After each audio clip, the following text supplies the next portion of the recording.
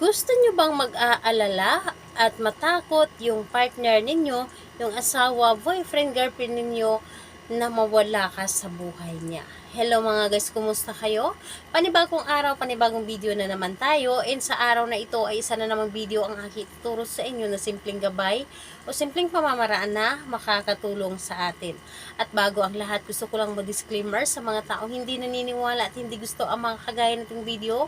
Please skip this video and maghanap kayo na videos na gustong gusto nyo dahil ang video na ito ay para lamang ito sa mga taong naniniwala and gusto mag-try. Sa lahat po na mga nagko-comment po dito sa aking video dito sa loob ng aking channel, mag-ingat sa lahat ng mga nagre-reply sa inyo na dinadala kayo sa kanilang WhatsApp and Imo app upang makaiwas po tayo sa scam. Ngayon po, gusto ninyo ba na matakot yung partner ninyo na mawala ka sa buhay niya? Kung dati ikaw ay takot na mawala siya sa buhay mo, ngayon i-reverse natin.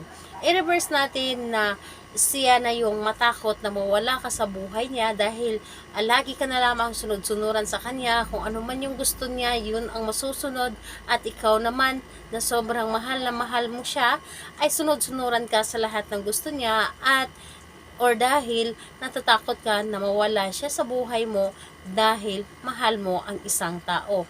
Ngayon po, siya na naman yung makakaramdam kung ano man yung naramdaman mo dati, yun din po ang ipaparamdam natin sa kanya ngayon na siya yung matakot na mawala ka sa buhay niya. Ito ay pwedeng gawin sa parehas ang kasarian, babae to babae and lalaki to lalaki.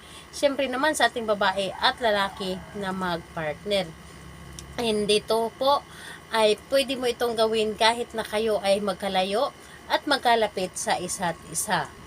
Dito, wala tayong kailangan na materialis kundi yung sarili mo lamang. Yes po, tama po ang narinig ninyo, sarili nyo lamang po. Ito ay isang meditation na isa sa mga mabisa na pamamaraan. Paano mapagpatibay yung relasyon ninyo? Paano ka laging mamiss? Paano ka laging maaalala? Paano mag-aalala yung partner ninyo? Paano na yung partner ninyo ay hindi ka bibitawan. So, kailangan mo lamang i-ready ang inyong sarili, kailangan na mag-isa kang gumawa, kailangan na walang makakadistract, dapat nasa focus ka, dapat hindi maingay, or kahit na maingay, basta ang importante ay focus ka. Pero mas maganda na tahimik po ang paligid kapag ito ay inyong ginawa para mas mabilis tayong mapapakinggan ng universe at mas mabilis ito na tumalab sa ating target. So, dito po, bago ka matulog sa gabi, yes po, bago ka matulog sa gabi.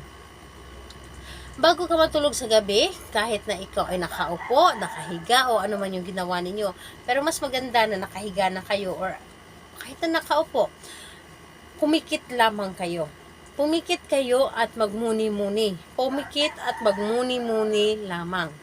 So, dito, ang kailangan mo lamang gawin is i-memorize mo lamang yung mukha ng inyong target. Dapat sa pagpikit ninyo, ang nakikita ninyo is mukha ng inyong target.